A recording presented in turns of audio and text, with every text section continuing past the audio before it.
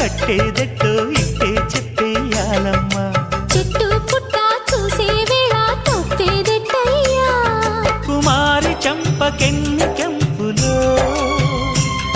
భరించు కళ్ళకెన్ని రంగులో.